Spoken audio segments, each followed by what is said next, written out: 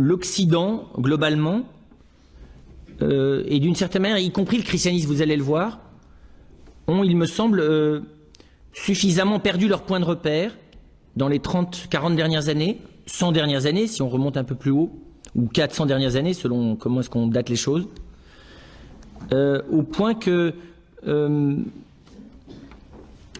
nous sommes face à une personne humaine en question avec très peu de réponses et finalement pas beaucoup de pistes. Voilà. C'est ce qui fait, il me semble, la question de la fragilité contemporaine, et j'essaierai de montrer comment, encore une fois, les religions participent de cette crise de perte de point de repère, si vous voulez. Alors quels sont ces grands événements? Il y en a un que je travaille maintenant depuis une dizaine d'années et qui me semble extrêmement important, qui est très simple d'ailleurs à comprendre, mais sur lequel on réfléchit peu, c'est que notre monde occidental, et donc nous sommes sortis depuis maintenant 20 ans, 20 petites années, définitivement du monde rural. Ça veut dire que pour la première fois dans l'histoire des hommes, nous tentons une autre aventure que celle qui a structuré l'humanité jusque-là. C'est très simple.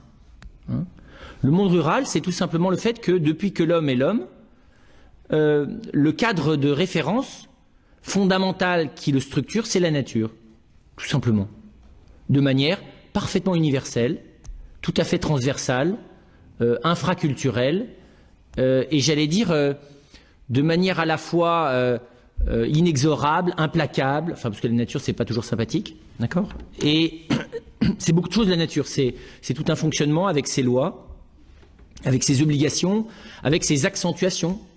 Vivre avec comme référent fondamental le jour et la nuit, le froid et le chaud, les saisons favorables et les saisons défavorables, la possibilité de mourir ou de survivre simplement parce que la nourriture a poussé ou qu'elle n'a pas poussé, dépendre des solidarités locales parce qu'on vit à l'échelle de la géographie rurale, c'est-à-dire à l'échelle de la proximité locale des personnes. Donc vivre une vie à l'échelle de ce que l'on peut du déplacement que l'on peut vivre physiquement quand on est dans un monde rural, c'est-à-dire avec des moyens qui ne sont pas les moyens du monde industriel et du monde contemporain. C'est une échelle de vie, c'est un rythme de vie, c'est des déterminations d'existence, c'est la maladie qui la plupart du temps vous emporte et vous fait mourir, c'est la mort, c'est la nécessité de la fécondité pour survivre. Enfin vous voyez, ce sont des lois qui sont pas culturelles, qui sont infraculturelles. Et on est en train de s'en apercevoir d'autant mieux qu'on l'a quitté, qui détermine en fait un nombre de comportements inimaginables. On voit en l'espace de 1-2 générations, c'est de plus en plus rapide, un pays se modifier totalement. Je pense aux Philippines, bientôt c'est l'Inde qui est en train de rentrer dans cette évolution, la Chine est en plein dedans. Et là on voit très clairement que cette révolution, elle est déstabilisatrice, très profondément déstabilisatrice. On va le voir, y compris pour les religions, parce que toutes les religions sont fondamentalement rurales, y compris le christianisme. L'évangile est bourré d'allusions qui sont les champs, les vignes, les bergers, le retour de la vigne, les lépreux qu'on croise dans les chemins, la montée à Jérusalem, le village, la ville, l'extérieur. Vous voyez, on est dans des référentiels qui sont des référentiels qui sont ceux de la famille rurale, vous voyez, qui sont ceux de l'organisation hiérarchique rurale, ceux de la religion rurale. Est aujourd'hui évidemment incapable de répondre au double défi de la relativisation des discours, d'accord, de la relativisation des cultures et de l'effacement du rural. Donc quand vous perdez votre base et votre certitude intellectuelle d'être les seuls à penser juste, vous voyez, ça fait pas mal de perte de points de repère. Voilà.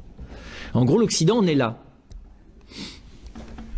C'est-à-dire avec un patrimoine immense qui est toutes les questions qui sont les siennes, et en 2500 ans, ça fait 4000 ans, ça fait pas mal, plus toutes les inquiétudes légitimes que ces 4000 ans ont fait naître, et qui pour moi s'appellent l'inquiétude sur les droits de l'homme.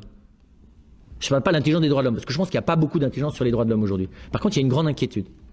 Donc j'allais dire, une très grande sensibilité à tout ce qui est important dans l'humain, et une incapacité radicale, et de plus en plus radicale, de penser quoi que ce soit sur l'humain.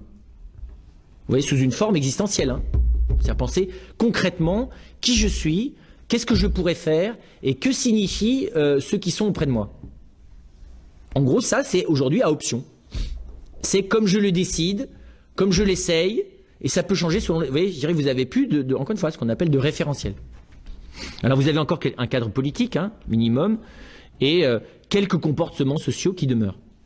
Mais là aussi, la fragilisation, et je vais y venir, des individus est très frappante.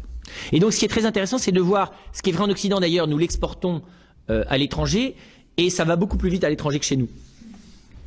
C'est ce que nous, cette espèce de phénomène-là, qui est, vous voyez, la naissance d'une espèce de culture très intellectuelle, enfin un peu cérébralisante, à l'époque des Lumières, puis l'effacement de la naissance de l'industrie, enfin tout ça nous l'avons vécu sur combien? Vous passez, prenons du XVIe ou du XVIIe siècle jusqu'au XXe siècle, ça fait quand même 3 siècles, et vous avez des pays entiers, hein, comme l'Inde, les Philippines, moi je connais mieux ces pays, même l'Afrique, dans lequel on les y fait rentrer à une échelle qui est quoi? Qui n'est pas de 100 ans.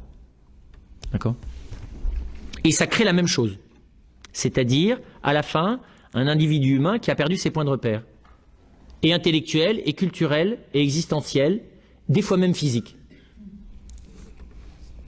Et donc, il me semble que là-dedans, il est clair que apparaît la question de la fragilité humaine.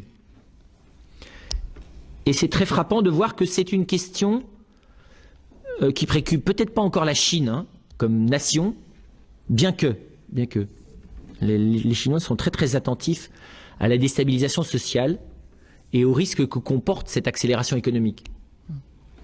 Et donc c'est très frappant de voir que, il me semble, l'homme, sans doute pour la première fois, perçoit à l'échelle planétaire et de manière presque synchronisée l'extrême fragilité qui est la sienne, après avoir longtemps, et c'est ce qui explique aussi cet impact de la fragilisation, après avoir cru en Occident, surtout dans les années, on va dire, 50-80, qu'enfin, la fragilité humaine allait être définitivement gérée. Hein, parce que, je sais pas comment dire ça, plus vous allez rêver que tout allait s'arranger, vous voyez, et plus vous êtes perdu que rien ne s'arrange. Oui, c'est tout bête, quoi. Vous êtes parti avec un beau soleil bleu et des pneus, vous voyez, pour route sec, et tout d'un coup, il vous tombe de la grêle, de l'inondation, du tremblement de terre. Vous voyez, vous êtes d'autant plus déstabilisé que, alors que si vous habitez en Finlande, vous savez que de toute façon, pour rouler là-dessus, il faut avoir ce qu'il faut. Et donc, c'est très frappant ce contraste entre le degré de perte de point de repère et le degré, au contraire, de certitude, comment vous dire ça, illusoire, romantique et délirante, à laquelle nous avons tous solidairement adhéré, à part quelques intégristes et quelques gens sages, dans les années 50-80. Quelques intégristes qui disaient tout fout le camp, d'accord, et quelques gens sages qui disaient n'allons pas trop vite. Mais c'est vrai, globalement, de 50 à 80, on a vraiment pensé qu'on allait réussir à éradiquer la famine, vous voyez, limiter définitivement les grandes contagions, les grandes épidémies contagieuses, trouver un équilibre économique mondial, réussir à plus jamais la guerre, vous voyez, enfin tout un nombre de choses, rétablir l'égalité entre l'homme et la femme. Enfin, on a eu plein de projets de libération de plein de choses. On a commencé d'ailleurs à faire plein de choses. Et c'est très impressionnant que cette espérance humaniste des années, plus particulièrement d'ailleurs 60-80, qui est celle d'ailleurs qui porte fondamentalement, pour le meilleur et pour le pire, la génération des 40-70, est aujourd'hui évidemment en état d'échec, quoi, tout simplement. C'est-à-dire qu'en gros, vous avez une génération entière en Occident qui est appelée à faire ce qu'on appelle le deuil, c'est-à-dire enregistrer la réalité et la profondeur de l'échec de l'espérance.